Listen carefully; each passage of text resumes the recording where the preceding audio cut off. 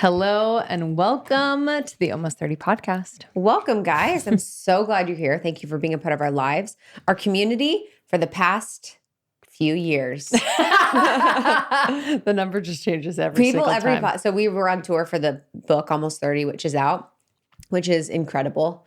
But so many people were like, you guys are OGs. I'm like, stop. They're like, you've been doing this for 10 years. I'm like, stop saying that to me. That's true, though. We are OGs. I know they mean it as a good thing, but I'm like, we got to own it. Yeah. We've been doing it for technically 9 years. Mm-hmm. We just a lot of people just round up to 10 just to make We've it done sound that before. Round. I round down. You're like a few. I know. I say a few. I don't want anyone to think I've been doing anything for too long. Really? Yeah. Interesting. Because I'm like, Mr. Beast grew to 100 million. I'm just kidding. No, I feel like I don't know. I don't like to be tracked. Mm-hmm. I don't like people to know stuff. I don't know. I'm getting weirder. I really am. I'm getting weirder. I just don't like for people to be like, oh, she was doing this for 9 years and then she started doing this. I'm like, just listen to what I say. Totally. Don't do that. I know. Well, it is kind of trippy to like when you break down certain people's trajectories and careers, you're like, whoa, life is long, I guess. Yeah, totally. Yeah, because you know what I mean? A lot of people, it's like they've been doing it for so much longer than you think or knew. Yeah. You know, behind the scenes or the lead up to it. Like even just thinking about, okay, I was, bartending for this long and then I was with SoulCycle for 4 years before starting, you know what I mean? It's like, it's just weird because I feel a certain age internally where I'm like, how did all of that happen? And I'm still 27. I know. That's what I wonder. I'm like, how did I do this for 10 years and I'm 24? Actually, no, what's the age that's like, because now 20s, I'm like, Like 32? Yeah, 32 is a good one. 32 is cute. 32 is cute. Like 30. Yeah, 32 is cute. Mm-hmm. You know what's funny is, never mind. I can't say that story. I can't say that story. Moving on. I want to say this funny story though. So we had our book come out and my work wife, Cassidy, who lives in Chicago, she was my best friend when I was living in Chicago. She went to my college, but we were just so close. Because when you're working in corporate, when you're in your 20s, you're in the trenches, dog. Yeah. You're just in the trenches. You don't know what's up or down or side to side.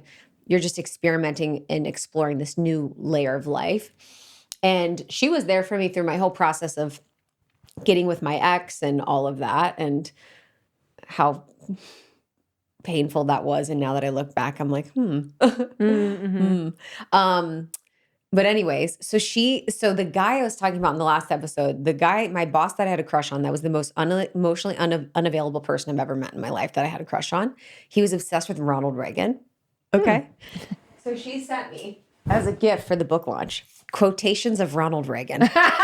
And I'm like, dude, to have like... That's crazy. To bring back a joke. An inside joke. That's really cute. An inside joke from 12 years ago. That's hilarious. Is so iconic. Yeah, I love that. I literally go, she just gave me quotes of Ronald Reagan. Because like, I was like, what? Like, what? She's like that though. Like, just like actual genius. And you know what's funny is like, this is such a good gift because it's so much more memorable and funny and cute than flowers. Not that I love flowers. I got a bunch of flowers upstairs, but it's just like, I'm never going to forget this. I know, I freaking love Let's that. read a Reagan quote.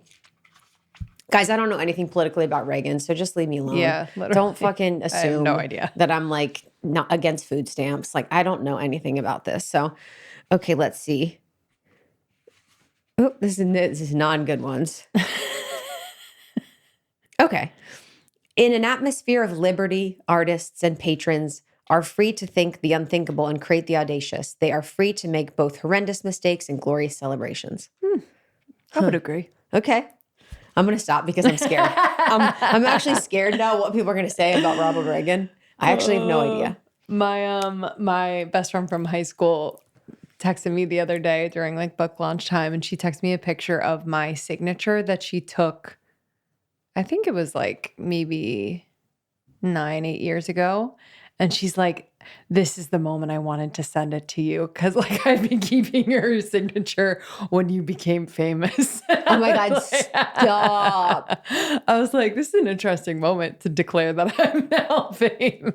Wait, that's amazing. It was Everyone, when very we signed our books on tour, cute. they were like, your signatures. I know. They just got crazier and They're crazier. bad. Mine's really bad. Yeah. Do you think yours is bad? You don't, which is so weird. I don't, but I saw it getting worse over the course of. You should be insecure about your signature. I was like, yeah. But I love that you wrote something. You're like, what'd you write? Trust the timing of your life. I loved that. That was cute that you did that. It felt corny at first, but then No people were way. like, oh my God, I needed to hear that. No, I love that. Like, okay. I was jealous. I started to do it. I said, just give a me the little- book first. You're like, you're not behind, you're becoming. Yeah, honestly, we just have like a quote off. We just like keep putting like more and more quotes in there. Your soul knows the way. Yeah, your soul knows the way. Dude. Oh my God. No, it's been actually, it does feel surreal to sit there and sign books. I know it's like kind of a corny thing, but I'm just like, whoa. You know what's interesting is it feels really natural. Mm-hmm, Like I just am like, oh, this is, it's funny, like some of the stuff that we've done hasn't felt, it just feels authentic. Not that I'm like, oh yeah, I knew I was gonna be signing books all over the world, but it's like, it feels, because we're talking to people, like it's like our friends and our community. So it's like, that always feels so natural and right. Yeah, totally. You know? Totally. I think seeing them in airports and the books in airports is crazy. And just now people like sharing like them reading them wherever they are on vacation. Yeah. Or on the, like it's just One of my coaching clients sent me a picture of someone reading it in the wild at Soho House. cool. I know. I sent so many books yesterday. I went to the post office and I sent a bunch of books to people that DM me. Then those Canadian girls came through and I was like, fuck. Dude, honestly, I was like, shipping tariff. No, it was like $60 for some of them. Oh my But I already gosh. said yes, and now I'm like, no international. I'm so sorry, you guys. I know. $60. Yeah, that's cuckoo. We have so many Canadian girlies too. I know. Angels. Yeah, they're so sweet. But I think it's available. I'll buy it for you on the Canadian site over sending a $60. That's what I was book. thinking. I'm like, can I just buy it for them? Like, I thought about doing that because I just, yeah. Also, I just got our UK publisher, who's amazing. Their version of the book is just slightly different. So it's like the hardcover itself is printed. It's Pretty. beautiful. Wait, I can't wait to get it. Like it's absolutely stunning. So if you're in Europe, Yeah. order it. It's stunning. I was Oh. like taken aback. yeah, really it's funny beautiful. the trajectory with the book. I used to not like the cover, and now I love it. I know. I really love it. Yeah, it's really I love the beautiful. colors. There's obviously some little things on it that I'd change, but when has that not been true? I know. You know, Always do better. you know. I'm excited about this episode. I feel like we haven't had a conversation about vaginas in a while. Oh, I know. Oh my gosh. Okay, so this is with Sara Reardon. She came in. She's an angel, so sweet. She flew in. She has kids. She's been doing her thing. Floored. She has her Instagram, the Vagina Whisperer, and I wanted to have this conversation because pelvic floors have a deep impact on our health and wellness. Also, when I did that work, when I've done work with various practitioners and healers, and when I was in Mexico doing this work with this woman, I just didn't know so much about the pelvic floor. And during this conversation with Sara, I was focused on relaxing my pelvic floor. Think about relaxing it now. And I have to keep thinking about it. Well, think about That said nothing about the episode. Just think about your pelvic I floor. literally got lost thinking about relaxing my pelvic floor. But there are moments in like a woman's experience, whether it's putting in your first tampon, taking out your tampon, having sex early on in your like sexually active life. These moments where like I just remember either experiencing so much pain or just tension, like, and realizing just like the power and connection down there too, whether it's like the nervous system, the fear in the body, the tension, how like the jaw is connected to your pelvic. Like there's just so many connection to other parts of your body too. Yeah, pelvic floor can actually impact other issues in the body too. And this is also talking about breathing, peeing, pooping, sex, menstruation, pregnancy, birth, and menopause. And I just didn't realize that, yeah, that it's, and just all the area down there I haven't thought about. Like, I think we don't have access to really understanding ourselves as women from a health perspective. And a lot of women have painful sex. I think she said that 1 in 4 women have painful sex. So many women aren't able to orgasm through sex. A lot of women that are menopausal just wake up to pee. You know, a lot of new moms, like 45% of new moms experience birth trauma. And so that has to do with pelvic floor therapy. And I think when you actually realize and connect with it, it's just such a beautiful thing. Well, yeah, I think it's so closely connected to that like creative center too. So just like Yes. being like when I started to learn about it during like my preparation for birth, it was like fascinating. Just like I also think it's kind of the epicenter to like allowing the body to do what it's meant to do. So if you are holding a lot of tension in your pelvic floor, or kind of unaware of the connection, then a lot of systems in the body aren't going to work the way they're supposed to, especially with birth. I think that's like Yeah. the greatest example where your body knows what to do. Yeah.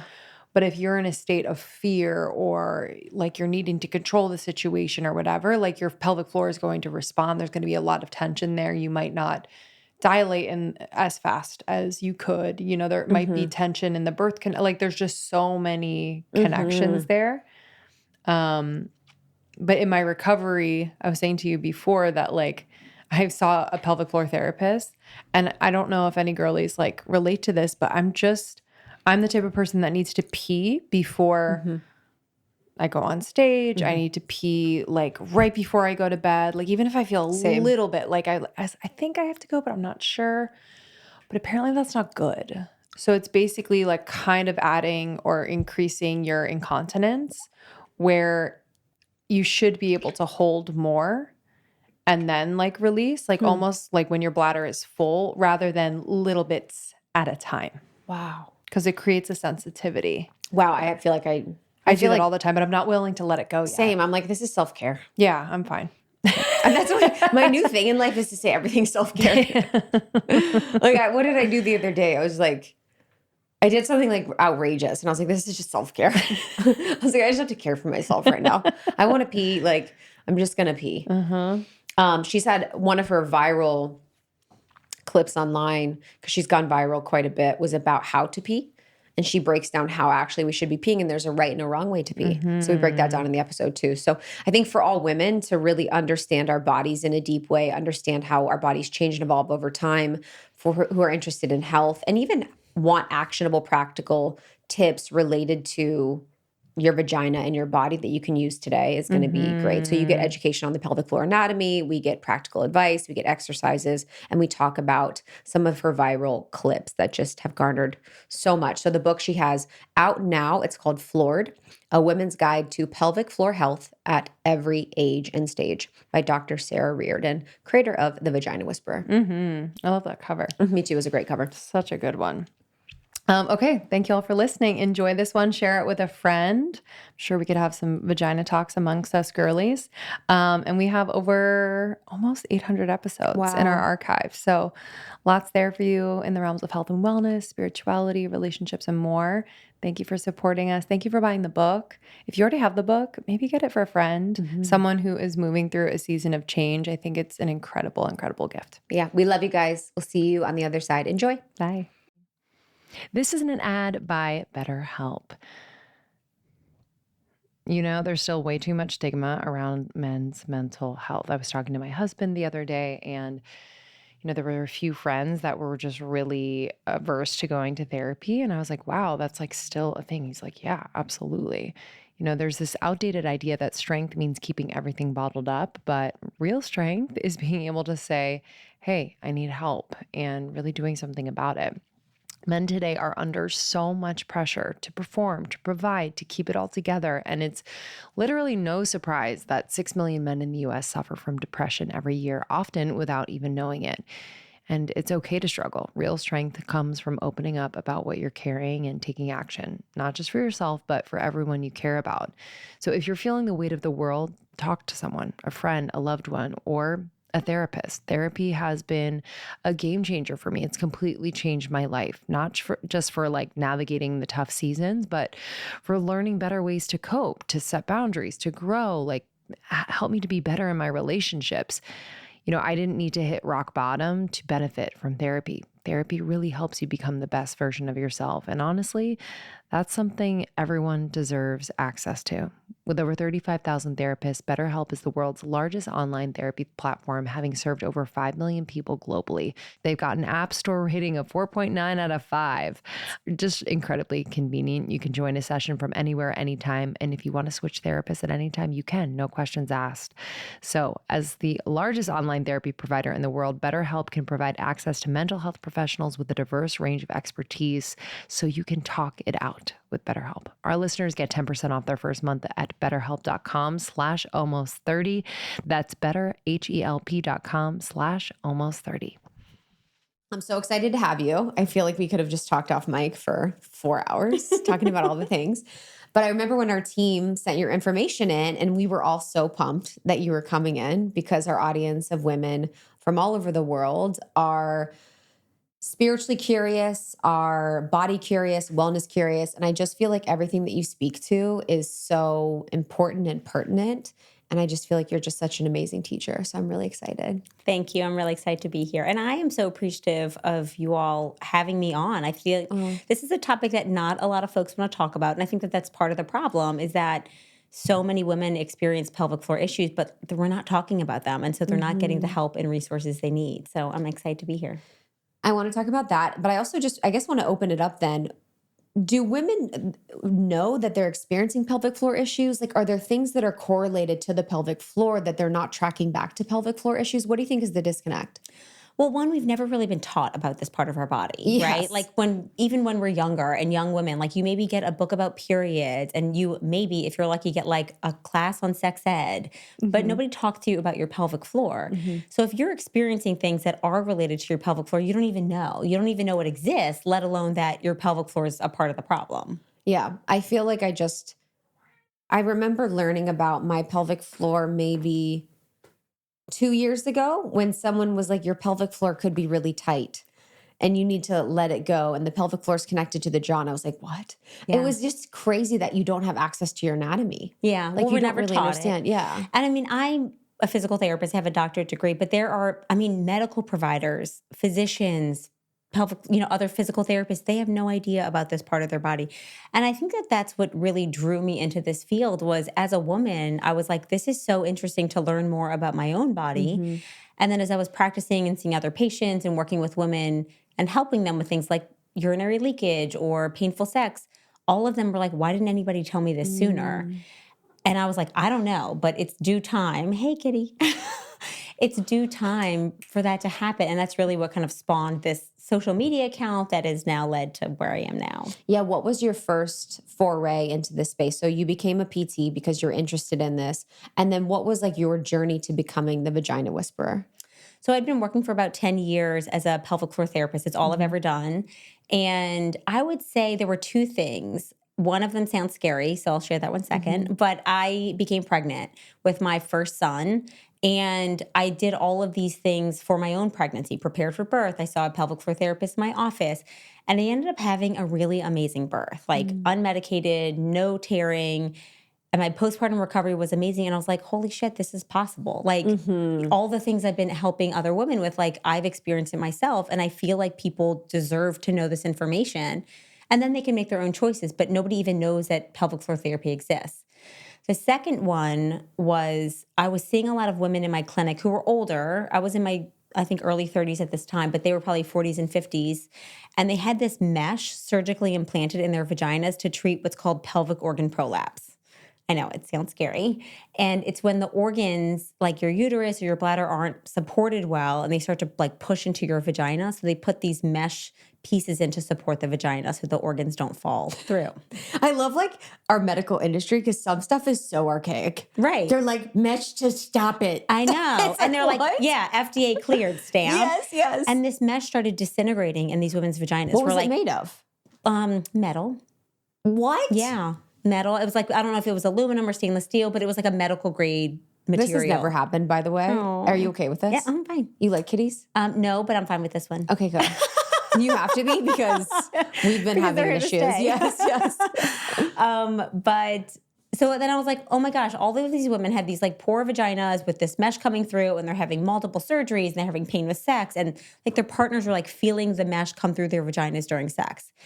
And I was like, if we could have just helped prevent these surgeries in the first place, they never would have had gone through this. Mm-hmm. But they weren't. They were just sent to surgery and nobody helped them. And I think that that's bullshit. And they were miserable. And so it's like, we have got to do better. Like, one, I don't want that to be me or my mom. But two, why are we dismissing women's problems and just waiting until they're, beyond help and then putting them to surgery, which could make their issue worse?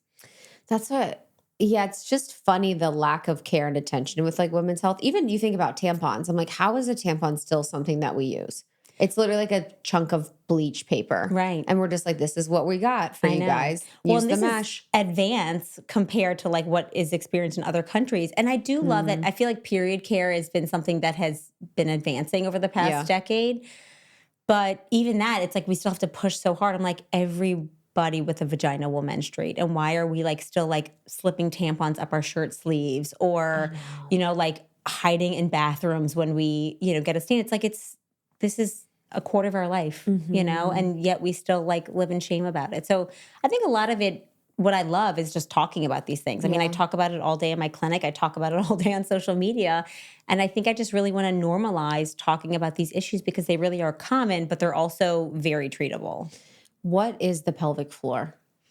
For any woman that's listening that we have pelvic floors, like what is that part of the body?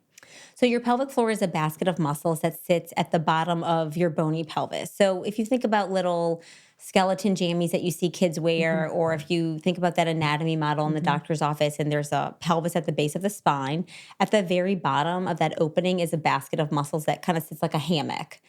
And that hammock supports your uterus, your bladder, which holds urine, your bowels, which hold poop, like a basket. And then the pelvic floor muscles have 3 openings in the female body, one for urine to exit, one for the anal opening for bowel movements, and then one for the vaginal opening for vaginal intercourse, menstruation, vaginal sex, vaginal birth.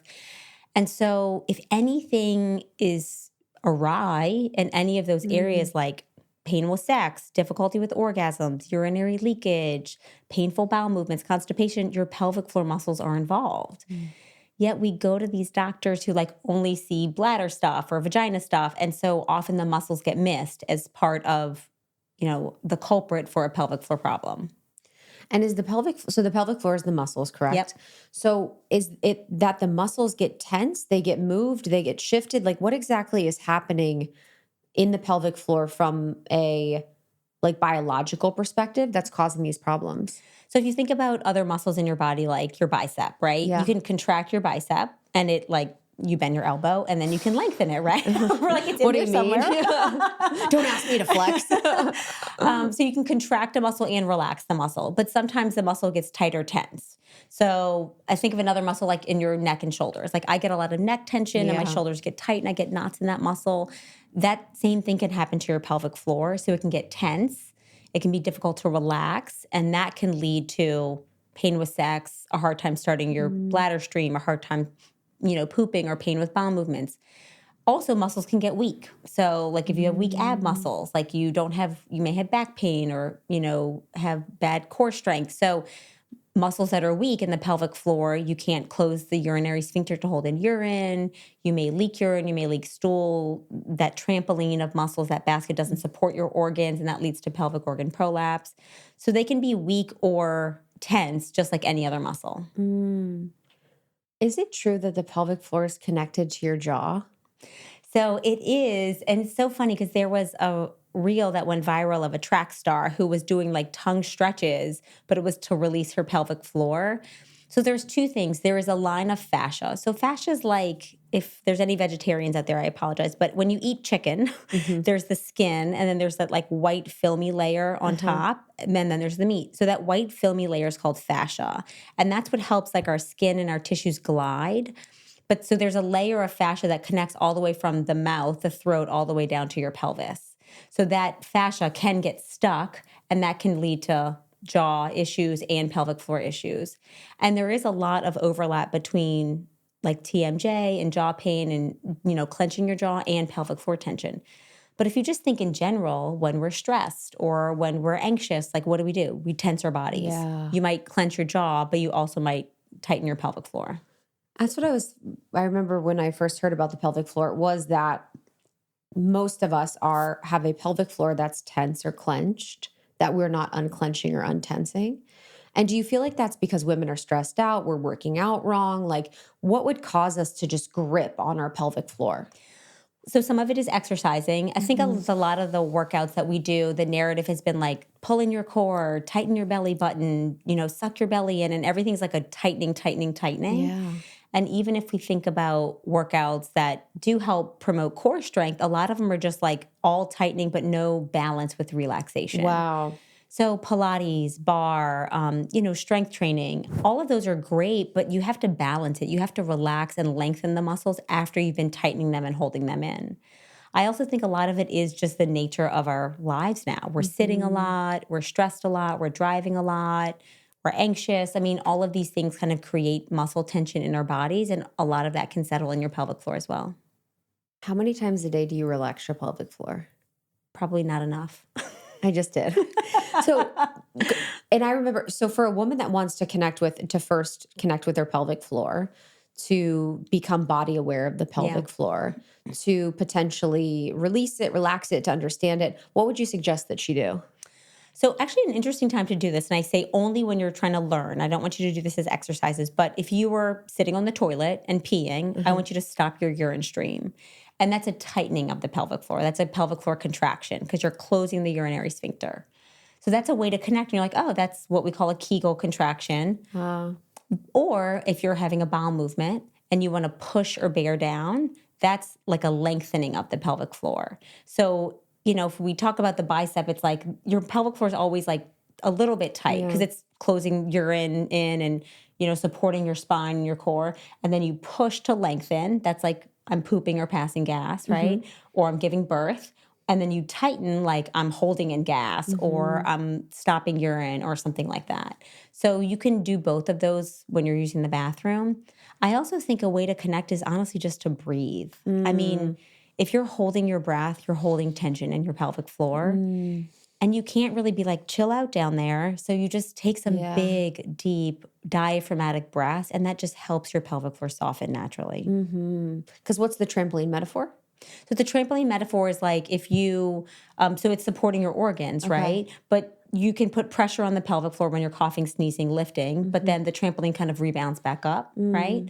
So the trampoline metaphor is at the pelvic floor is at the bottom, the diaphragm's at the top. When you inhale, the diaphragm pushes down and then the pelvic floor relaxes. And then you exhale and it lifts up. So it kind of moves like this. So just breathing helps relax your pelvic floor. Because it kind of pushes like a little bit of pressure on it to expand it. Okay. And you mentioned something about going to the bathroom and peeing. What was the viral reel that you had this? It was simple. So simple. What your mother didn't tell you, don't push when you pee. Which is like, if you're peeing, just sit and chill. Like, don't push, don't what I call power pee. I think we're trying to be so efficient and get out of there as quickly as possible. But if you push when you pee, you're weakening your pelvic floor muscles. And most women pee 6 to 8 times a day. So if you're doing that 6 or 8 times a day and pushing and power peeing, you're going to weaken your pelvic floor. So you can have pelvic floor weakness when you've never had kids, when you've never hit menopause, just because you're straining when you pee.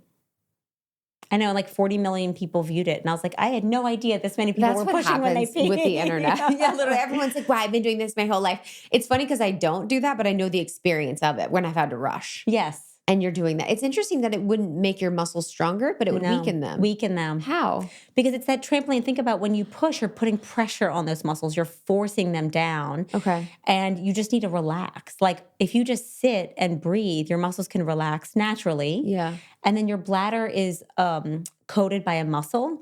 So your bladder pushes the urine out for you. You don't have to push it. So if you just sit and breathe, I want you to try this next time. I will. And then your bladder is the muscle that pushes it out. It's like pushing like water out of a balloon. So you don't need to do that. And by you pushing, it just causes more strain on the muscles than what's needed. Oh, It's so funny during this whole conversation. I just can't stop thinking about my pelvic floor now.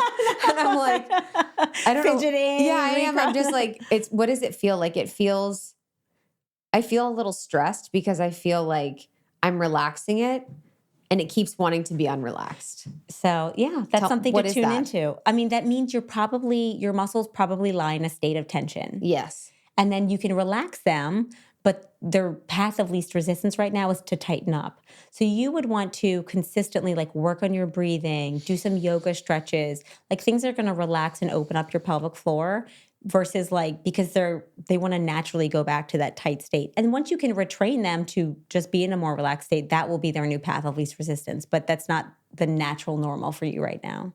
I'm like so stressed out about it. I'm like, please relax. And it's like, I don't know what you want me to do because you're stressed. So what would be for women to kind of understand the pelvic floor a little bit deeper? What would be some indicators that they have a healthy, would you say, is healthy the word that you would describe? Sure, I think that's fine. Healthy. Yeah. Healthy pelvic floor. And what would be indicators that their pelvic floor is not in the best state? So I would say some of the more common issues that women complain of that relate to the pelvic floor, we mentioned some like urinary leakage, and no amount of leakage is normal. I think sometimes we think that like, oh, just a little bit of like leakage with a cough or a sneeze or a jump is not that big of a deal, but no amount is normal. And actually, if it doesn't get treated, it gets progressively worse with aging because of perimenopause and menopause and hormones and all that stuff. But bladder leakage, having to go to the bathroom a lot, like if you feel like you have the urge to go every 30 minutes, every hour, waking frequently at night to pee, having a hard time, having a hard time starting your urine stream. So if you sit and you feel like you can't relax to go, that's another pelvic floor problem. It's like the sphincter's too tight. And then other ones are straining with bowel movements. So pooping problems is another really major pelvic how floor does problem. that correlate? Because wouldn't that be like anus? Yeah, so your butthole's part of the pelvic floor muscles. And it tightens up, right? Which, it holds in poop, it holds in gas, but we have a hard time relaxing it.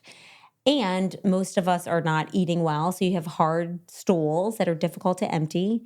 And then also our toilets are like thrones instead of putting us in the squatting position. It's why I'm a huge fan of squatty potties or little pooping stools, because we need to get into that squatting position to relax your muscles, to have a bowel movement. So hemorrhoids, fissures, constipation, even fecal incontinence. Like one of my most popular blog posts is like of skid marks in your undies, because like fecal staining is another one. Wait, so that's a bad thing? Yeah. I think it depends on the person. It depends on the person.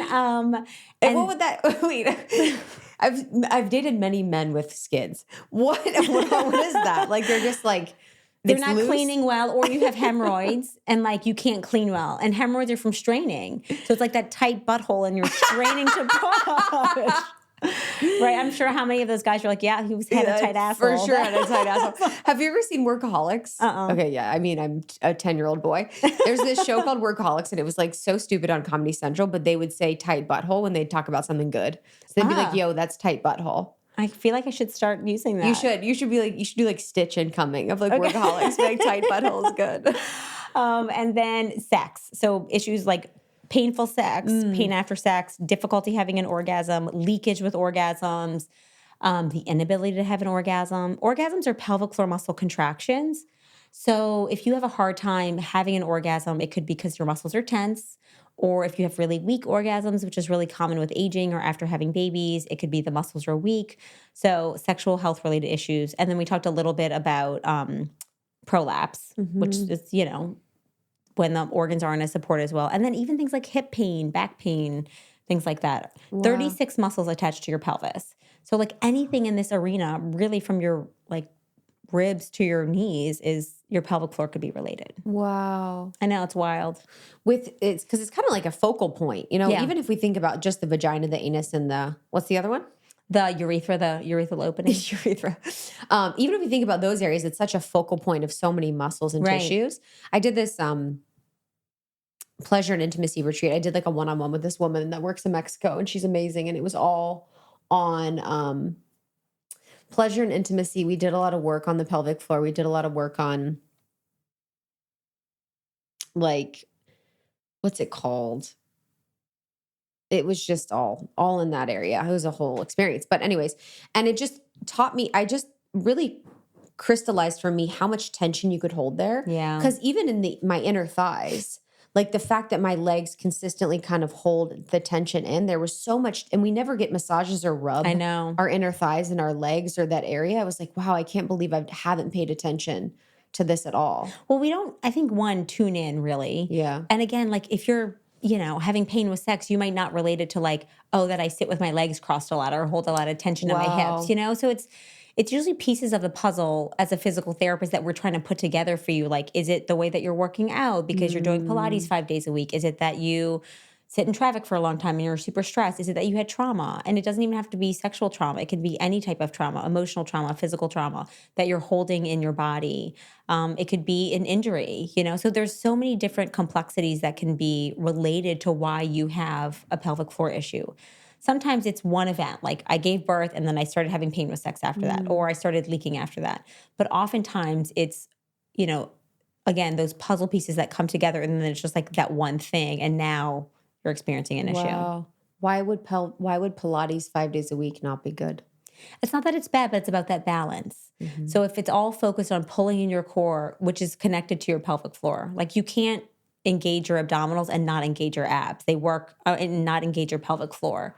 So your abs and your pelvic floor turn on at the same time. You can't dissociate them. So if you're doing that all the time, it's great, but it's a little bit of balance. Like you have to get some deep stretching in. You need to do some breathing and relaxation. You need to make sure you're not tensing throughout the day. It's just about balance. Related to sex and the pelvic floor, I want to just double click on, so for women's orgasms, your orgasm and the quality of the orgasm could be directly correlated to your pelvic floor. 100%. Yeah. So if you have what kind of pelvic floor situation would give you the best orgasm? Where you have pelvic floor muscles where they're relaxed and they're also strong. So you don't want super tight pelvic floor muscles. That doesn't necessarily mean they're strong, it just means they're tight. What happens during arousal before an orgasm is that blood is flowing to these pelvic floor muscles. Lubrication is created, and the more aroused you get, the more blood flow goes to the area. It's kind of the equivalent of like a man having an erection. Like the penis doesn't have muscles, it's just blood flowing in, right? And then when you have an orgasm, those muscles are filled with blood and then they reach kind of orgasmic climactic state where they start contracting and relaxing. So those are pelvic floor muscles contractions and they're happening spontaneously. So if you have tight muscles where the blood can't flow in, that could prevent you from having an orgasm or cause pain with an orgasm. If you have weak muscles, and this happened to me after giving birth, I was like, it is radio silence down there. Like, it's like you have your first orgasm, you're like, I don't even know if that happened. Yeah, honestly, where am I? And then those contractions won't be as strong. So it's, again, you need really functional, but also stronger muscles. Like, you don't want tight muscles, but if you start doing more pelvic floor strengthening, you can have stronger orgasms as well. Really? Yeah. I wonder if that is reducing the quality of women, or you can tell me. So would you say that it's reducing the quality of women's orgasms when they have tight pelvic floors, like with a lot of tension? Is it because it's like the contraction is in support of the orgasm, or what would you? It's more like, I think, a couple things. We have patients who come in and they're not able to have orgasms at all. Like I've never been able to have an orgasm. And it's almost the muscles are so tight that the blood isn't flowing in to kind of get them to that climactic state. Or there's a little bit of this point with an orgasm where it's like you have to be able to let go. Yeah. So it's like if they're so tense and tight, but they can't get to that point of letting go, that really can prevent the orgasm from happening. I was going to say, I would feel like, this is my personal opinion, it's more so about the mental. Yeah, but it's a little bit of both. And so this is actually when I tell people, and this is almost getting a little bit outside my lane, but I coach people on this, like self-exploration is healthy and good because you take out performance, right? Yes. There's no performance, you're by yourself. And I'm like, how can you coach a partner or somebody else on what you like and what is arousing to you if you don't even know? Yeah. So you really have to kind of explore and find out what feels good to you. Find out how you can have an orgasm on your own. 90% of women have clitoral orgasms. It's not from internal stimulation. It's mostly external. So I'm like, even them just knowing that information, like go explore by yourself, practice. And then, that's how you're going to be able to kind of, the more you do it, the more you're going to be comfortable doing it with somebody else too. I asked ChatGPT how many types of orgasms there were. And how many came out? 9. Oh, I only know of like 6. Nipple. Ah, yes. Clitoral. G-spot. anal, right? Like sensory energetic one Yeah, because you can have them without even having. without even touching. Yeah, there's a cervical orgasm. Cervical, my favorite. And what else is there? What else? What else did that Chat was my Daddy say? 6. I know that was 6. What else did Chat Daddy say? Said like, yeah, there was like other weird ones that I was like, it was fascinating to see the different types of orgasms. So and then I guess with anal sex, that's related to pelvic floor. So you have to be able to, for anal sex, you have to be able to relax the anal opening. This is interesting. So people who have pain with sex, with entry sex, penetrative sex, it can be, male, female, any gender, whether it's through the vagina or anus, to get their muscles to relax, we often recommend these things called dilators, and they look like tampons of different sizes. So we actually coach people on how to insert something into the vagina or anus and not have them tense up and guard. So and then once you can tolerate a certain size, and you go to the next size and the next size until you reach the size of the dildo or the, partner's penis or whatever it is that you want to have inserted. But you can, just like you stretch before a race, and like you can stretch the muscles and teach them to not respond with tension or fear or pain in preparation for intercourse. How much is that a response to trauma?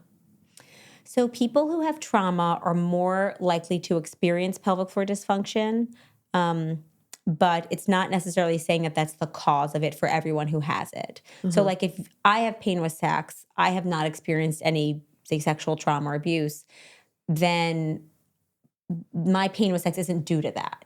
So like you can have pain with sex without having experienced trauma. It's hard to know somebody who hasn't experienced trauma in some fashion in their life, but it is definitely can be a contributing factor. We tend to shut off from this part of our body when it's painful, it's difficult. And I see this, and again, there was a study done that actually had women watching violent television shows. And it wasn't even sexually violent, it was just violent. And they monitor the muscle activity in their pelvic floors and in their upper trap muscles on their shoulders. And women who were watching that experienced tension in their shoulders and also their pelvic floor. So just watching something violent can cause pelvic floor tension. So it doesn't even have to be sexually violent. So it just goes to show you like how things are connected in your body. I would also say that people who experience sexual trauma and abuse, I would say, that's not uncommon that we see somebody who is hesitant or has a difficult time returning back to intercourse. But even things like childbirth trauma, like we have a lot of women come in after giving birth and they have a really hard time kind of connecting with this part of their body because there's so much trauma associated with it. Yeah. So the mind is basically saying that any feeling or experience within that is related to then like the dominant feeling now, which is a traumatic event. Yeah, and I would say that that's probably even more in depth or in tune than they're aware of. They're just kind of like, don't touch me there. Like I'll have patients who are like, you can only touch me with my clothes on. Or like, I can't have you touch my C-section scar. So it's like they're very dissociated from this part of the body, and rightfully so. I mean, for childbirth, for instance, when you have a birth experience, there's no unpacking that from a very social, emotional perspective. Yeah. You just kind of go home. Yeah, that's so real. And we may address the mental piece. Hopefully in pelvic floor therapy, we can address the physical piece, but that kind of emotional piece doesn't really get unpacked. That is so. I was thinking about that recently because one of my friends just had a baby, and I'm like, where are like, and we didn't talk about it, and we just kind of moved on to the baby talking about whatever. But I'm like, where are people processing that experience? They don't. There is no processing. And, I'll have a lot of women come in. I like to see women 6 weeks after they give birth. I'm like, go see your medical doctor or midwife and then come into pelvic floor therapy. Everyone who has a baby, whether it's a C-section or vaginal birth, should see a pelvic floor therapist because your pelvic floor has changed and you're more likely to experience pelvic floor issues after giving birth, regardless of whether you had a C-section or a vaginal birth. But when they come in and I'll say, tell me about your birth. Like, how did it go? What happened? How did you feel? Did it go the course that you wanted? How was postpartum recovery? And it's like, they're like, I've never talked about this. And it's been 6 weeks, sometimes 6 months, but they're just starting to unpack it. And sometimes tears are rolling down their face because it's such an emotional experience, yet it just, again, doesn't get processed because you kind of go right into survival mode afterwards. Wow. I can't wait to be with a man that's like, let's process your birth. Tell me when that happens. Yeah, I will. I feel like a I'll lot put a of note women under are his like, pillow. yeah, that sounds amazing. Yeah, you know? honestly. But it's even one of those. I'm sculpting him as we speak. It's one of those things, though, that I think that it's changing. You know, I do see partners changing in how they're supporting moms after birth. But I mean, we just don't have the structure and the infrastructure here in the United States to support parents and women in particular after birth. It's just like there's nothing. Like you go back to work, 25% of women go back to work 2 weeks after giving birth in the US. It's insane. It's and like your psychotic. vagina is still bleeding and you're like back to work. I like, now that I have so many of my friends that have had kids, I'm just like, I don't know how it breaks my heart how women have to go back to work. To leave your child would be a traumatic event on its own. Yeah. I feel like. And to go back to your desk job for that.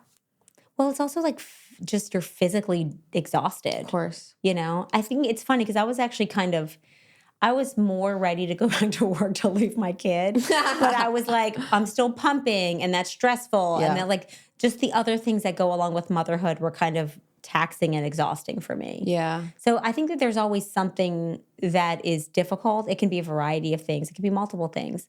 But the fact of the matter is like we don't get time off and it's bullshit. I know. In your book, Floored, I was reading today, one of the parts I thought was interesting was how the pelvic floor is related to your mood. Oh, yeah, I know. Fascinating. I So know. how is your pelvic floor related to your mood? Well, it's almost like your mood influences your pelvic floor, if you think about that. So imagine if you're... So I'm literally so anxious right now because I keep trying to release it and I can't even handle it. I'm like... So think about that. Like I always say this, like your body keeps the score, whether Yes. it's trauma, whether it's anxiety. Original quote. Right, That's right. Sarah's original quote. Body keeps the score. So it's we don't always know what we're experiencing, but yet it's happening. Yes. So the things I tell women to look out for, like your pelvic floor, your body's giving you information, whether it's a leak with a jumping jack or pain with sex or tailbone pain with sitting. Like your body is giving you information. We don't always understand the language. That's really what I hope Floored gives people. But if we listen to it instead of dismissing it, I think so long we've dismissed it like, oh, leaks are just part of, postpartum life or pain with sex just happens sometimes. Like just relax a little. I think if we actually start like investigating why these things are occurring, we get back to the pelvic floor. But for so long, we've just kind of, and unfortunately, I think as women, we just kind of, I'll just deal with it. I'll deal with it later, or it's not that big of a deal. And we kind of just keep going. We push forward because we are strong and mighty, but sometimes it means these issues start to become chronic and more impactful in our life. How does it impact the period of a woman? So really, the first thing is that if you have difficulty inserting tampons, having pelvic exams, anything like that, that's an early sign of pelvic floor tension. And a lot of the women that come in to see me and say they just got married and they waited till they were married to have sex. I'm in the South, so this is not uncommon. And they're like, I can't have sex. Like, it feels like my partner is like hitting a wall. And I'm like, okay, walk me back. Like, how are your periods? They're like, oh, I've never been able to use a tampon. I'm like, why not? They're like, oh, because it's really painful. And like it tracks, right? So I think pain with some of those products is an early sign of tension. Some of the other things are it's really our hormones from our period that influence our pelvic floor. So you have these fluctuations of estrogen when you're ovulating that creates more pelvic floor lubrication. You have stronger pelvic floor muscles when you have higher estrogen. You get more tone to the muscles. And then right when you're about to have your period, estrogen's really low, your vagina gets dry. You have a lot of progesterone, which is like makes you really bloated and constipated. And then you have lower pelvic floor muscle tone when your estrogen's lower. So you could run one day of the month and have an amazing workout and your pelvic floor shows up. And then 2 weeks later you can run and you're like, why am I leaking now? And it's really the hormonal fluctuations that impact the muscles. So for women that, have irregular periods or feel like crampy and stuff, how would the pelvic floor be there? So a little bit of cramping is normal. But if you have pain with your periods that's so severe that you have to miss work, you have to leave school, you can't socialize, you can't travel, those are, again, early signs of something bigger like endometriosis. So 1 in 10 women have endometriosis, and it takes them, on average, like 7 to 8 years to get a diagnosis, which is bananas. Wow. Why? Because doctors will just say like, oh, these periods are normal, or it's just painful, or take Midol. But pain so severe that it impacts your quality of Yeah, life totally. is abnormal pain. Totally. And then they just get put on medications or go to multiple doctors. So if that's the case, I'm always like, you need to see a specialist. They're Yeah. endometriosis specialists. But because you have this pain every month, again, how does our body respond to pain? You get tension. Then you can start having these lesions and adhesions on the inside of your pelvis, which can cause pain with bowel movements, severe pain with periods, like pain, burning with bladder. When your bladder's emptying, a hard time starting your stream, frequent urination, painful sex. I mean, all of this because of a period issue. Right. So it's a little bit always the chicken or the egg. But if somebody comes and tells me their story of like severely painful periods and they're like, I'm here because I have painful bowel movements, I'm like, okay, let's get to the root of what could be causing it. And it could be something more significant like endometriosis. Wow. Okay, true story. Every summer, I tell myself I'm going to feel my best, and then summer hits and I'm busy. There's travel, running around with Mav and friends and family, all the things. And I do need a little extra support. So that's why Symbiotica has been such a staple in my daily routine lately. I am so excited. Really big news from them. They just launched one of my favorite new products, their Shilajit liquid complex packets. So I've been hearing about Shilajit forever, and candidly, like anytime that I would like incorporate Shilajit, I was like, I know this is good for me, but it doesn't taste amazing. But I know Symbiotica will always make things taste amazing and easy to take, and they really do it right. So if you don't know what Shilajit is, it's this ancient mineral-rich superfood. And now they've made it really easy and tasty to take. So it's infused with Brazilian honey and Peruvian cacao. And you just take it straight from a packet, no mixing, no mess. So I've been squeezing a packet in the morning. And honestly, it's like flipping a switch. I feel way more clear, alert, and even my mood is noticeably better. It's kind of wild how fast it works. So if you want to upgrade your wellness game this summer, be the first to try Symbiotica's new Shilajit liquid complex and so many of their other products I incorporate into my routine, like their liposomal vitamin C and their magnesium L-threonate. It's just like a part of my routine is like an understatement. It's become a part of like how I live my life. It's just making supplementation super easy, tasty, and I feel amazing. So go to symbiotica.com/almost30 and you'll get 20% off plus free shipping. That's symbiotica.com/almost30. That's symbiotika.com/almost30. 20% off and free shipping. Your summer self will thank you. This episode is brought to you by IQ Bar, our exclusive snack partner. IQ Bar is the better for you plant protein-based snack made with brain-boosting nutrients to refuel, nourish, and satisfy hunger without the sugar crash. I don't know about you, but I'm always looking for snacks that actually work for me, not against me. And IQ Bar has become a go-to. Their plant protein bars are packed with high-quality ingredients that help keep me both physically and mentally sharp. I am a bar snob. It better be healthy. The ingredients better be on point, and it better be delicious. And this is what I found in IQ Bar. Plus, they're free from gluten, dairy, soy, GMOs, and artificial sweeteners. So it's a snack you can actually feel good about grabbing anytime.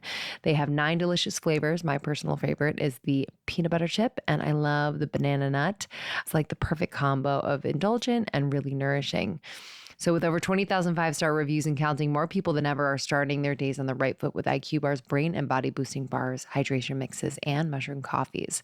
When IQ Bar sent me their ultimate sampler pack, I was like, oh yeah, baby. I grabbed that lemon blueberry so fast. That's like my third favorite. I was like, yo, I'm keeping this for myself because I do know my son loves that one. And I was like, this is for mommy. So right now, IQ Bar is offering our special podcast listeners 20% off all IQ Bar products, plus get free shipping. To get your 20% off, text almost to 64,000. That's almost, ALMOST, to 64000. That's almost to 64,000. Message and data rates may apply. See terms for details. I remember at my retreat in Mexico, we did like a lot of internal work on the pelvic floor, and like we would touch like different areas of my insides. And it's interesting because she was talking about how sometimes some women would hold tension in very specific parts of it. Yeah. Do you notice that as well? Yeah, 100%. What's that correlated to? So there's different layers of the pelvic floor. Wow. So sometimes you can hold tension right at the opening, which is like that prevents entry into the vagina, like that hitting a wall sensation that people can feel with, a gynecologist exam or trying to insert a penis into the vagina. You can have pain with deeper penetration. So that more feels like tender or bruisey, like your partner is hitting something on the side. I tend to get that. And a lot of it from me is if I'm doing really intense workouts, like weighted workouts, squats, lunges, HIIT exercises where you're activating your glutes a lot, and that overflows into your pelvic floor. Oh my gosh, that's me. Yeah. I'm building my booty. So that's impacting my pelvic floor. How? It's helping build up strength in your pelvic floor, but it could also, knowing your history, could also be building tension. This is also why you need to balance. But she probably, when she pressed on the muscles, which is amazing that you had this internal work, it was probably tight or tender or sensitive, and that's not normal. Like it should feel like you're pressing on your bicep. If you press on the inside of the vagina on your pelvic floor muscles and it's tender, that's a sign of muscle tension or overactivity. She's like you gripped and you wouldn't let go. Yeah. So mine was like so tense. I was like, no. Yeah. It's like a little Chinese finger trap. No, literally. She's like, you like won't let me go. I was like, I don't know what to do. You're like, I don't know how to let go. I was like, I love you. And then there's actually some like on the top side right around your urethra. So a lot of women who have bladder pain or they have C-section scars or hysterectomy scars or tummy tuck scars, they tend to have a lot of restriction right around the front part of their pelvic floor. And that can cause painful sex or urinary issues or, pain with urination, stuff like that.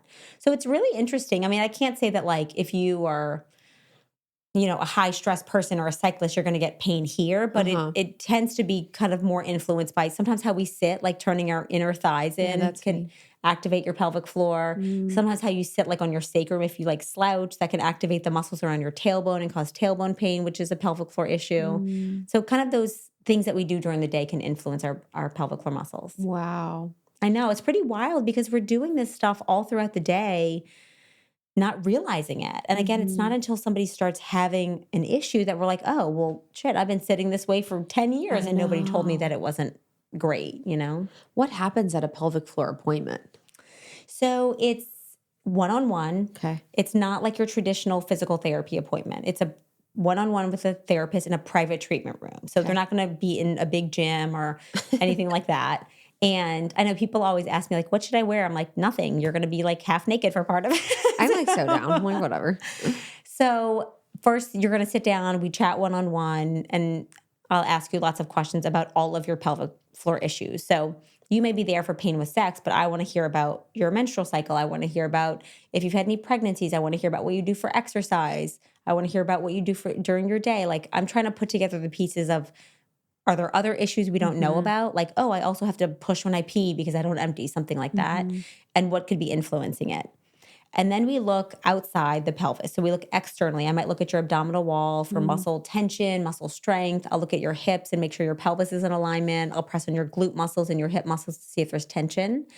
And then we do an intravaginal exam that's similar but not exactly the same as a gynecological exam. So there's no stirrups. You're lying on a treatment bed and you have a sheet covering you up from the waist down, but you're undressed from the waist down. And then I look externally at the vulva. So the vulva is all the external stuff, like the labia and the clitoris. And I'll say, okay, do a Kegel. And I see if your muscles contract. And then I say push like you're pooping. And I'll see if the muscles relax. And then I insert a finger inside the vagina, gloved, lubricated. You're looking uncomfortable. No, I'm not. I just am still focused on relaxing. I'm comfortable. I'm like, I want one right now. Yeah, I mean, it's actually really interesting. And then I ask you to do the same thing. Do a Kegel. Can you contract? Can you relax after that Kegel? Like, can you release the tension? Can you push? Is there any weakness? Is there any prolapse? And then I press on the side wall to see if there's tension. And then I check your strength.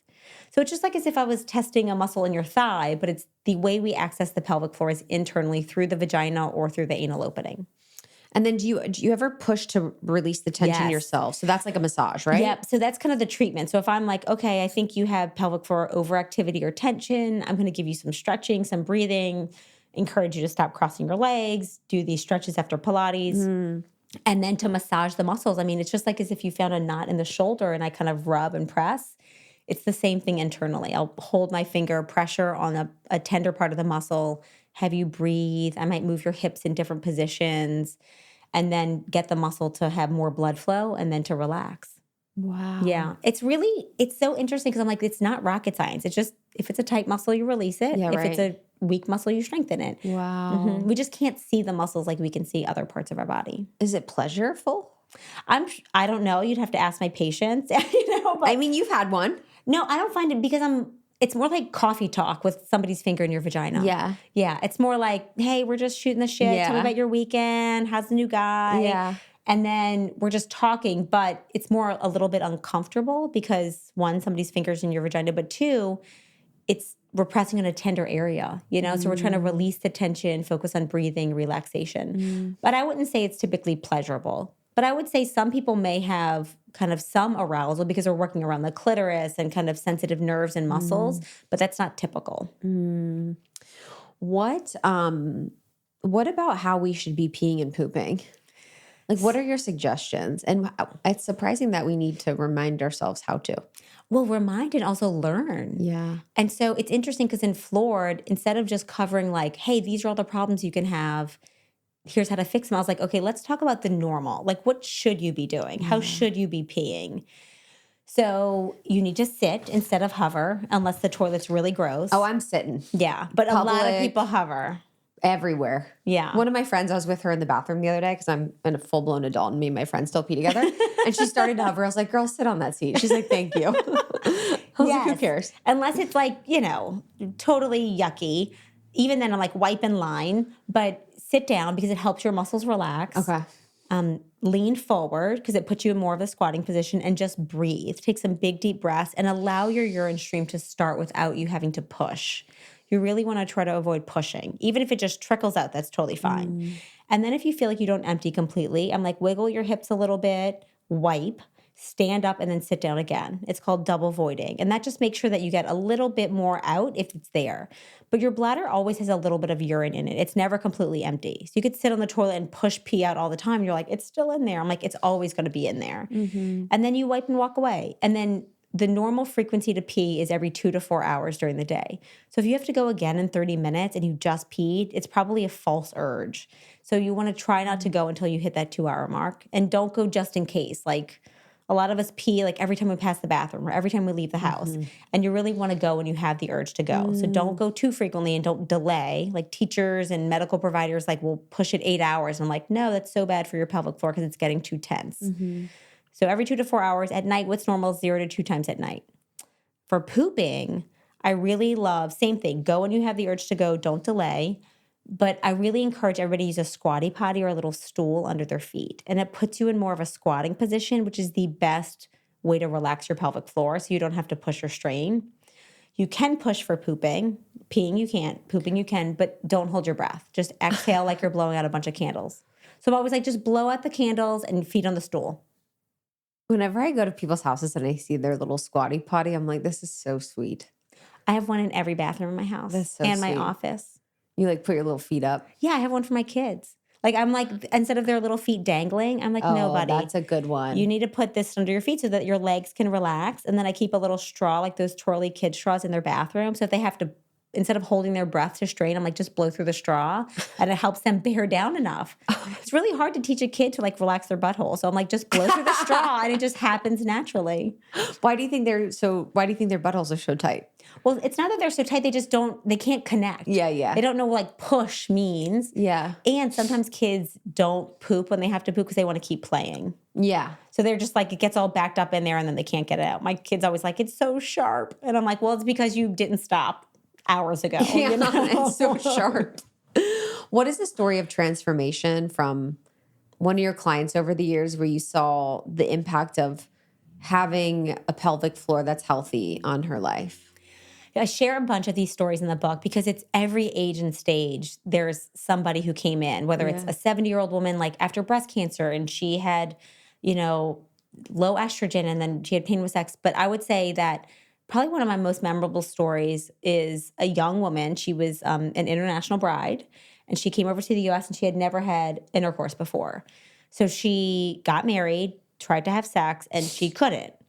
And you went from like, don't talk about this part of your body, hide it. Keep it secret. It's ashamed. And then you get married and you're like, okay, Totally. floodgates are open. Like, go for it. And you're like, wait, I don't even know You're what. like, time to be a freak. Right. And they're like, whoa, what is this? Right. Is it supposed to hurt? And so she came in and and her husband used to sit in the sessions because he had to translate for her because she wasn't English speaking.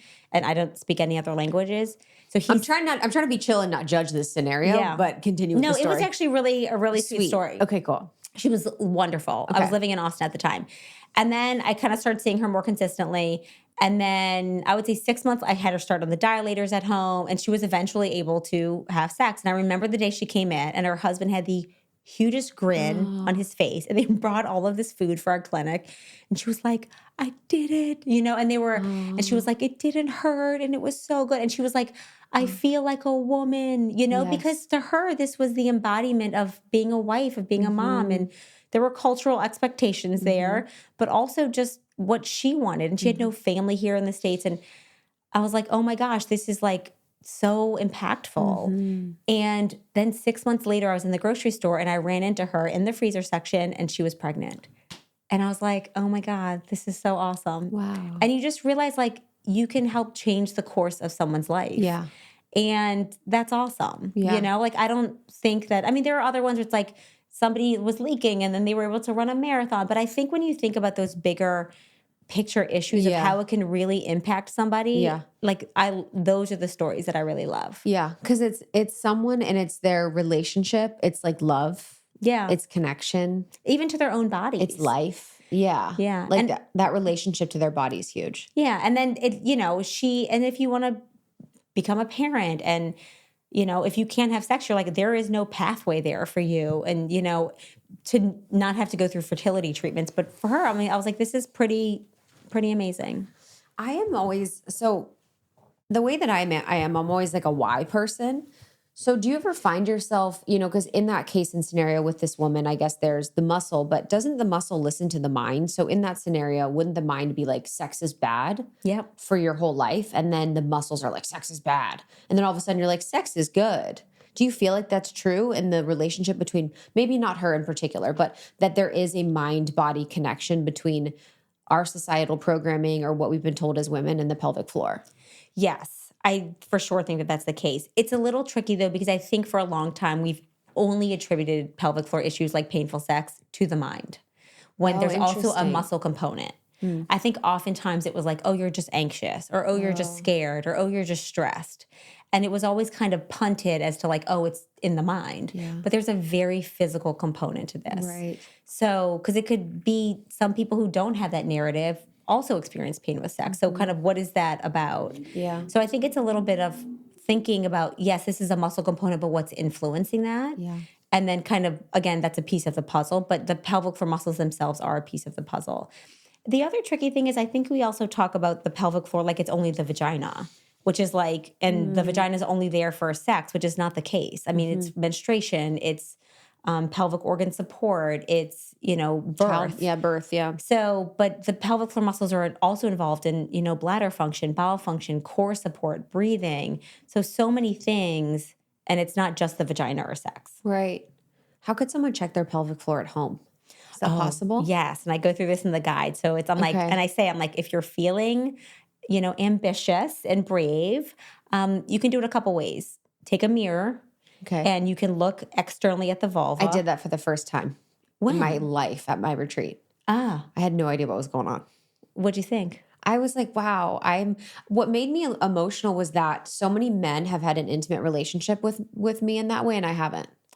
It's really interesting. Where I was like, oh, wow, I can't believe that many men know this part of me deeply, but I've never looked. That's a really interesting perspective. And it's amazing that you got to that point of like, oh, why haven't I looked? Yeah. Right? I was like, why? I mean, do most women, do they look? No. I think most people are scared. I mean, in therapy, someone told me to, and I didn't want to. Did you? For some reason. Yeah. Oh, you did? Yeah. Do you feel like you're nervous about it being gross or something? I think most people feel like it might be gross or something. Yeah, I think it's supposed to be this glorious thing, and then you look at it and you're like, huh? I know.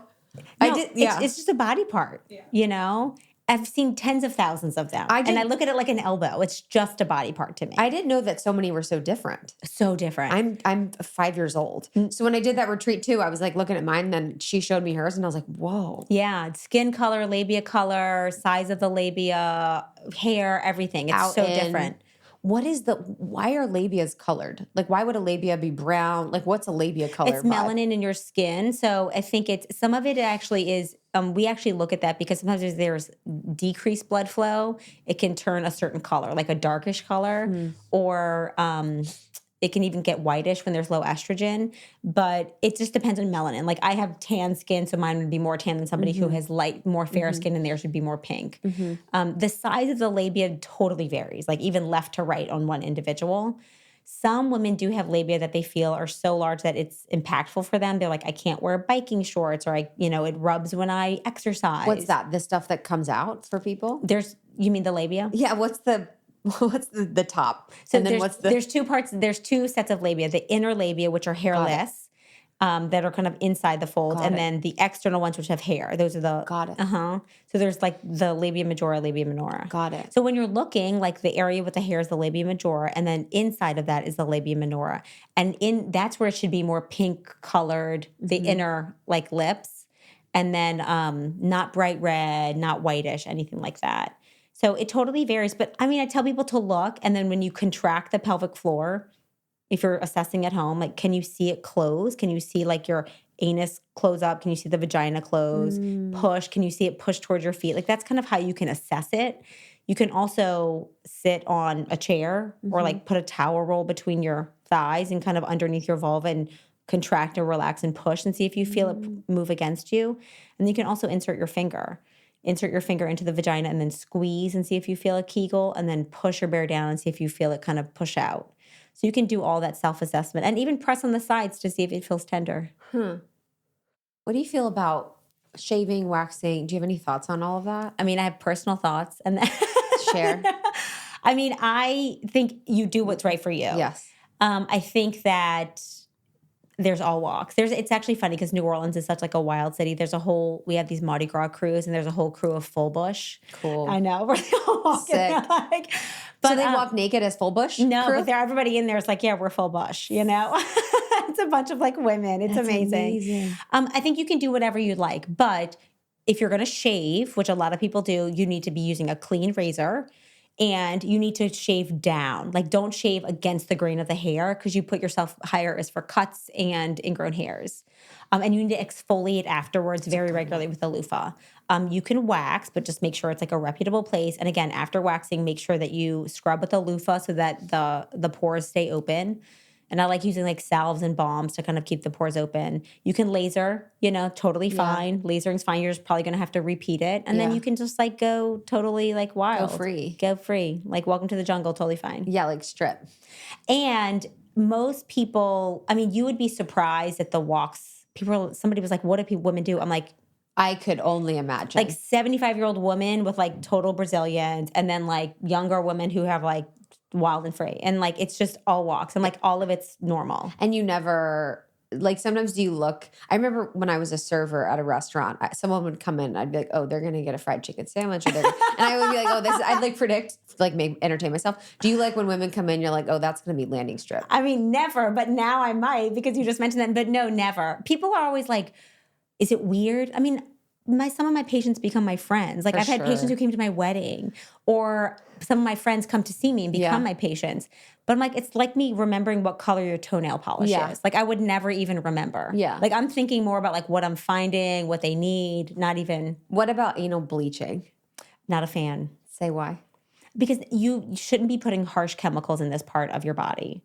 Like you really only need water to cleanse, or if you want to use a soap, or you should use like a mild cleanser, but you're introducing a ton of chemicals into the area and it's just not necessary. Like, I don't know. I'm just not a fan of putting anything harsh in the area. Yeah.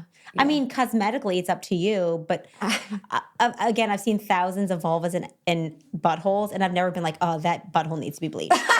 Never. In 18 years. So like, you're fine. Don't worry about the bleaching. I just learned about it recently, and I didn't even know what's going on with that. I mean, I didn't know people were still doing it. I thought it was like a fad that came and went. I didn't know. I don't know.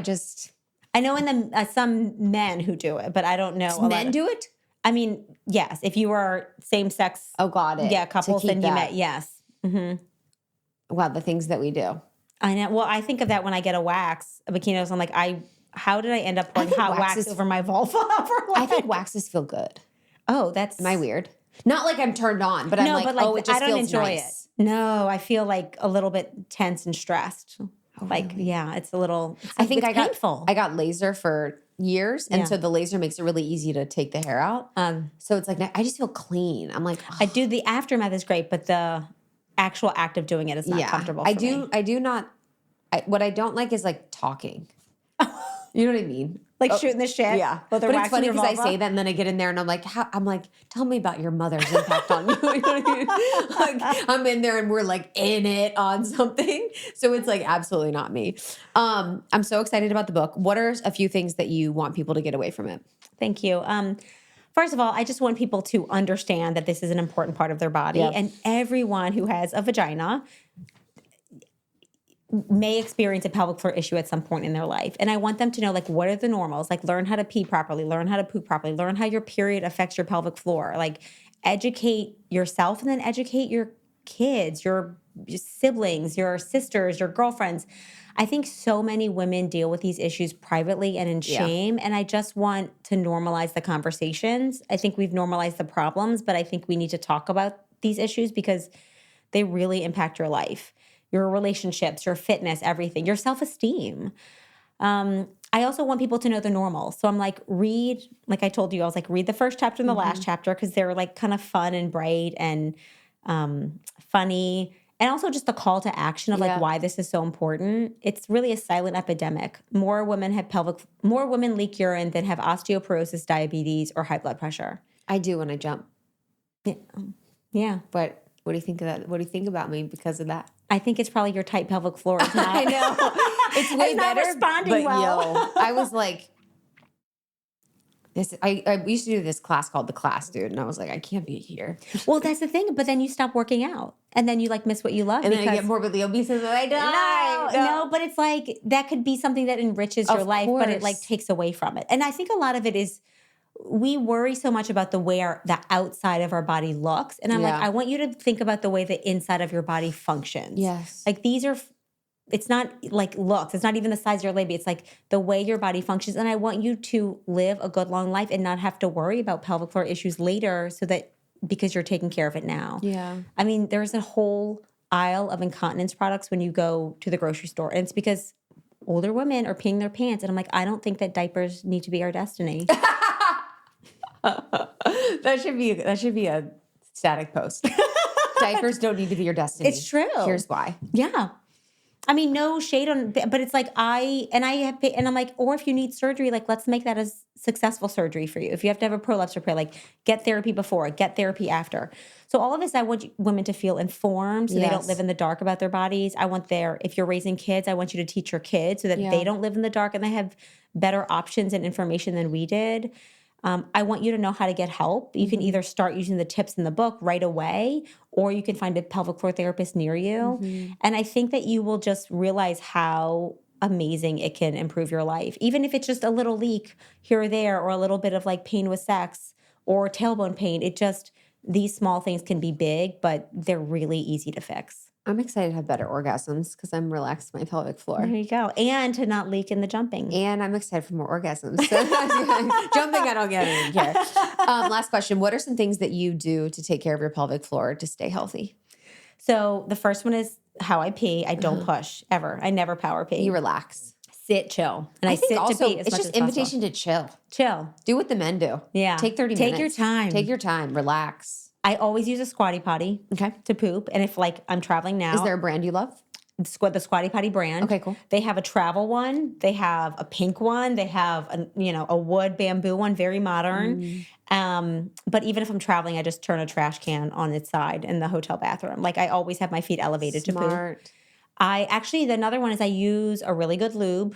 Like I don't go to the grocery stores and get all that nonsense. What Like brand? I use something called Slippery Stuff. Cool. But Diva came out with one recently. The people who made the Diva cup came out with a lube that's really good. I like Woo More Play. It's like coconut oil based. I There's really another love one that. called Cocoa New that I like a Cool. lot too. Love That's that. also coconut oil based. And you can just use coconut oil if you want to. Yeah.